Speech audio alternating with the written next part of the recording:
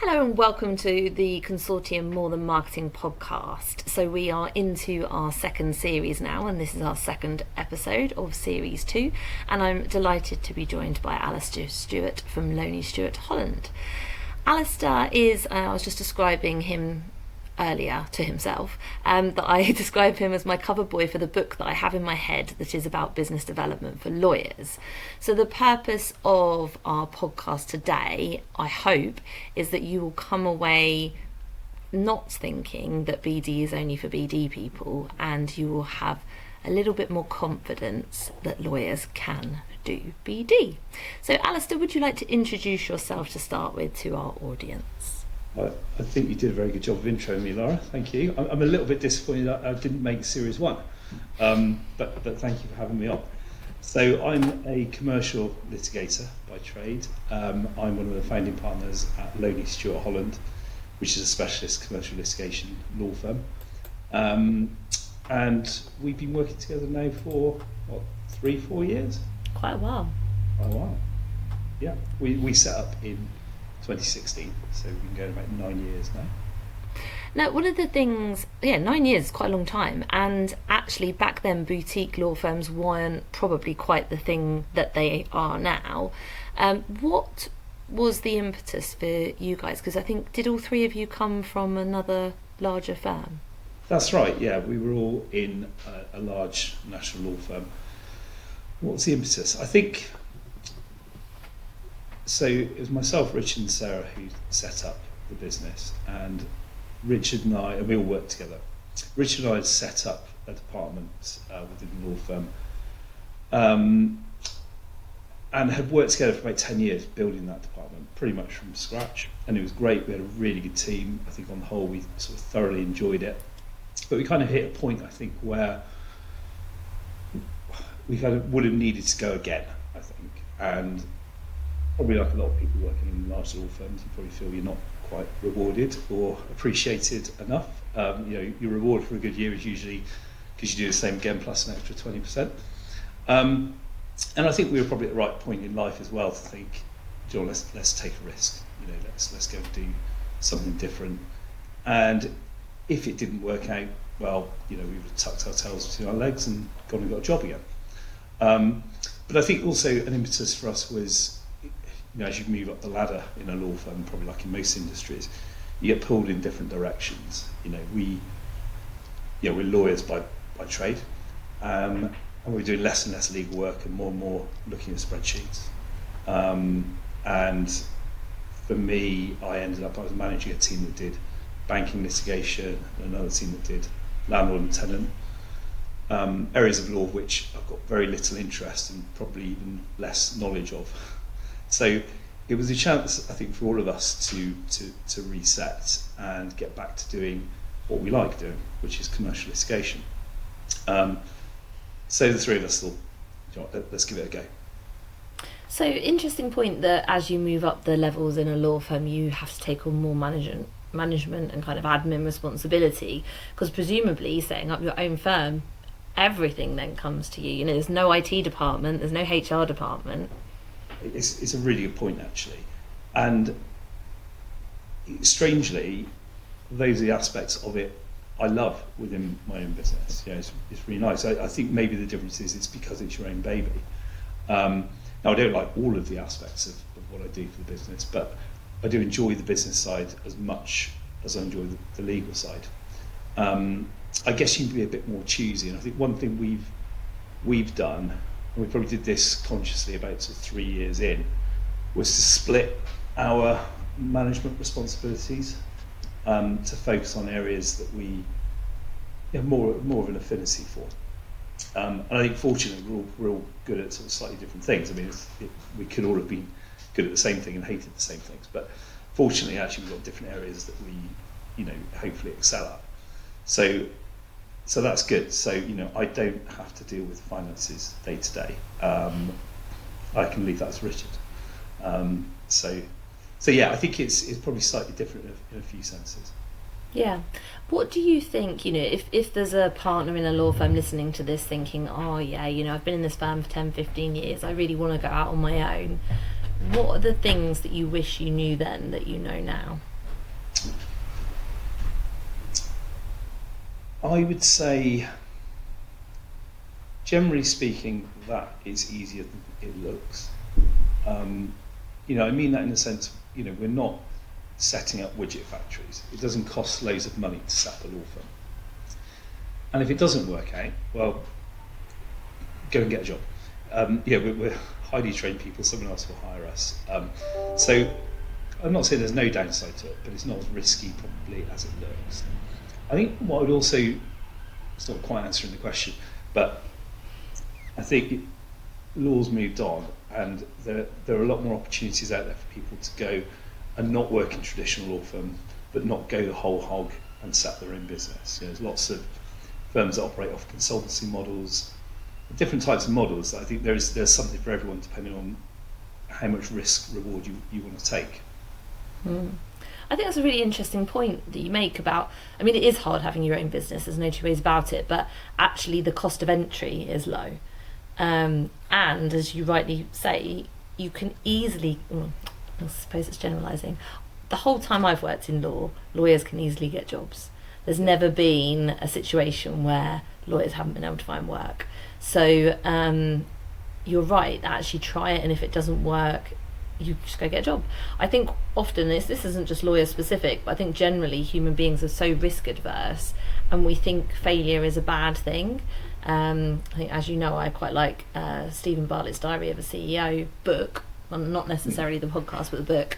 And it talks about how much you learn from failure, and actually failure is a really good thing. It's very true, yeah. We've certainly hit dead ends, I would say, over the years, and you do learn from it, and it's fine. And you kind of recognise that something's not working and stop and learn something from it. That's just how it is. A good friend of mine who's an entrepreneur, he always gives the analogy of cast 10 fishing rods, and if one line pulls, that's quite a good ratio. I'd hope you've done slightly better than that, but the point being, you're not going to succeed at everything you try, and that's absolutely fine. Yes, it's more than fine, it's a good thing. Like, I was reflecting the other day that we haven't, and I kind of feel like I need to touch them all at the same time, but we haven't had a huge amount of failure, and actually when you do, it's seeing the learnings that it gives you, and that's more valuable sometimes than the success itself. Now, one of the reasons I wanted to get you on this podcast, as you know, and a lot of our listeners will probably know, I'm hugely passionate about business development, because whilst marketing's super important and it's the foundation and all law firms should have us, or someone like us doing their marketing, the business development really is where you can measure the return on investment and where the money lies.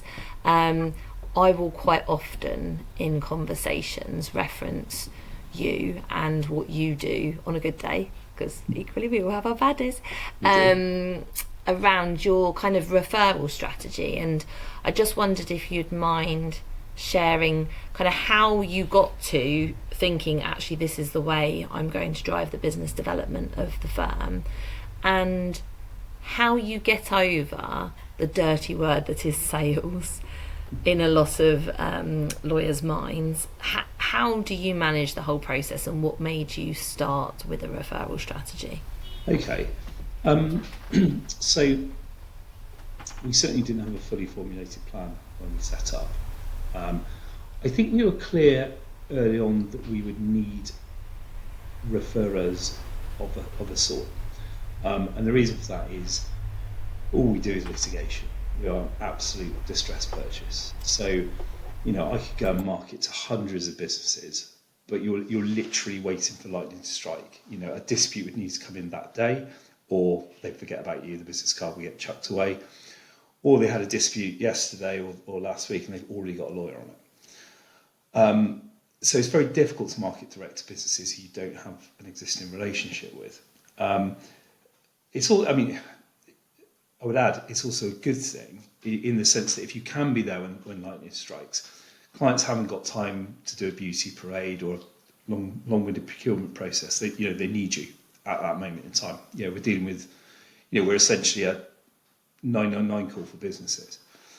So we worked out early on we would probably need some form of referral arrangement or relationship where people would recommend us. And over time, I think we honed, we did get down some dead ends with that to some degree. We tried certain types of professionals that we thought we would get work from, and it worked to some degree. But we hit upon the idea that, okay, who's the trusted advisor for SME businesses? Because most businesses will have them. I'll have one. You've got one, Laura. Most businesses will have, whether that's an accountant, a lawyer, it might be someone else. Who are those people that if something bad happens in a business and they don't know who to call, who do they pick up the phone to and say, I need help? And so if we could be the person that trusted advisor says, you need to speak to these people, then we'd be in a good place. And that's kind of where we landed on it, and with a bit of trial and error, and also with a bit of luck, I think, because we were approached by a couple of businesses who work with SMEs who sort of said, we've been looking for someone like you. Our clients need help from time to time, and so it kind of grew from there, really. So, and once we sort of landed on that, well, actually, then you can sort of develop a business development plan off the back of it. You can start to identify, well, what are the characteristics of the type of referrer we're looking for. And once you've got a better understanding of that, then it's easier to go and research who those people are, and so on and so forth. So it kind of built out from there, really. And it's particularly, good referrers for us do tend to be other boutique law firms who operate, in the commercial sector, some accountants, some other professionals as well. But I say the sort of people who will build the day-to-day relationships with businesses, and as they become trusted advisors. And I think one of the other things people might be surprised by is how much time you actually dedicate to this. And I think it's important that people appreciate that it's not a sort of flash in the pan activity. It's something that's planned, it's sustained, it's maintained. Yeah, I mean, it's interesting you say that. I mean, I think I don't dedicate enough time to it. As in, we're time poor, we're not cash poor. We have a business development budget every year. I don't think I've spent it a single year because there's just not enough time. But also, the sort of marketing we do isn't necessarily expensive. We're not advertising on television. But what is key is building personal relationships with people. And I think you do need to dedicate the time. I think you need to dedicate time first, I think, to building an effective strategy. And as I say, for us, I think that is, who do we want to market to? Well, it's probably the same for any business. Who is it you want to market to? What do you want to say to them? And what's the best way to get that message across? Which might be through marketing, might be through advertising, might be, for us, principally, it is face-to-face, it's getting out and meeting people. And as I say, it's worth putting the time in, I think, to get that right. And then obviously you need to go and implement it. Now, for us, a challenge is, as I say, it is built on personal relationships. So that is naturally time consuming.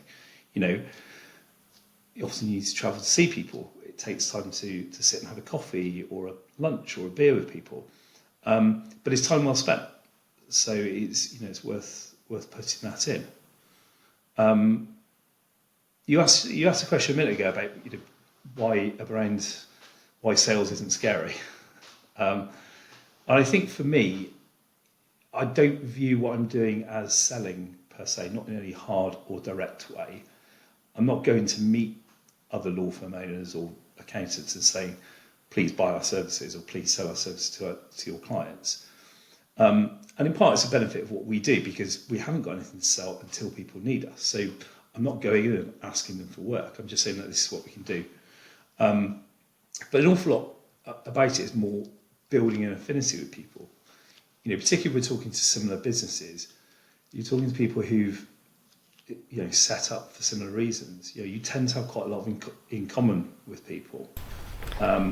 I think that's exactly it as well. And it's, I wish we could just make the sales word okay, because it should be okay. Yeah. But the point is, and I think this is where I don't think anyone ever gets told during, law qualification, trading contract, newly qualified solicitor, I don't think they're ever explicitly told your business development or every activity that you do, if you go for a coffee, if you go for a lunch, if you go for a networking event, you must come back with work. If they are ever told that, the person that tells them that needs smacking about the head, because it's simply not fair or a reasonable expectation. Because exactly as you said, you're a distressed purchase. All law is a distressed purchase. Nobody wakes up in the morning and thinks, woohoo, I'm going to use a lawyer today. There are some that are maybe a little bit nicer than others, like using a lawyer to do your conveyancing transaction because you're buying the house of your dreams is a little bit nicer than suing your business partner. But either way, you don't really want to part with the money for something that most lay people don't even understand what it is they're paying for. So it's all about relationships and actually just building your network. And I think that's one of the things that you've done really well. Can you talk people through, and obviously you don't have to give away your secret sauce, but a little bit, I know you said you don't feel like you spend enough time doing it, and if I was going to be really harsh, I'd say I agree, but actually if we put you in with your peers, you spend way more time doing it than anybody else. So the whole time that's the case, you're doing enough. If everybody else ups their game, you might have to up yours a little bit. But what does an average week or month look like from a business development basis? What does it look like for you? So an average month for me, I will try to get out and see maybe 6 to 10 referrers or potential referrers. So I'll try and get out face to face to do that. And that for me is probably where I spend most of my time. And that won't always be face to face, it might be calls. Some of it might be on planning events. We've got a party coming up. We're a small business. I don't have a team to do that. Most of that's landed with me. But it's fine, it's good, that's really good because we're obviously going to have a party and lots of people are going to come to it, but also the process of sending invites out to people, even if they can't come, it's a touch point with them, and they're often grateful to receive it. Some of my month will be spent on marketing as well, working with your team, Lara, on our LinkedIn strategy for that month. Other marketing we might be looking to do. So it's a bit of a mixed bag, but for me, the main focus, as I say, is probably getting out there and meeting people as much as I can. I should say also, actually, a big focus for us at the moment is I'm looking to involve the team much more in business development and marketing activities, which we're into sort of second year of that now, and it's been, I think, pretty successful in a number of respects. It's been great how enthusiastic the team has been to get involved in things. And, an important thing we've done, which I think is probably a lot of traditional law I don't think does very well, is to recognise the value of it. Is to say to people, look, we're not expecting you to bill X amount of hours plus then do your BD on top. It's actually building it into, no, this is a legitimate part of your role and what we want you to do. And going back to what you were saying around people being afraid, is maybe the wrong word, but a bit apprehensive about selling, which I think is largely driven by the fact that there's very little training, if any, that law firms give to people. I certainly wasn't told to go to a networking event and try and get work. I wasn't told anything. There was just no training at all. But what we've tried to do, and you've certainly helped us with this, with some of the training, is to get across to people actually it is just about building relationships. That's all it is. And they're hopefully relatively easy conversations because you go to meet people who you've probably got a reasonable amount in common with. You're not expected to sell. Just go and just meet people, isn't it? Yeah, and I think it's about having somebody that if you can get people to know, like and trust you, then when they have an opportunity, they will use you. Definitely. I agree. So you have got the team having individual plans now as well, haven't you? Yes. We're working on those at the moment, I think, to make them a bit more sort of concrete this year.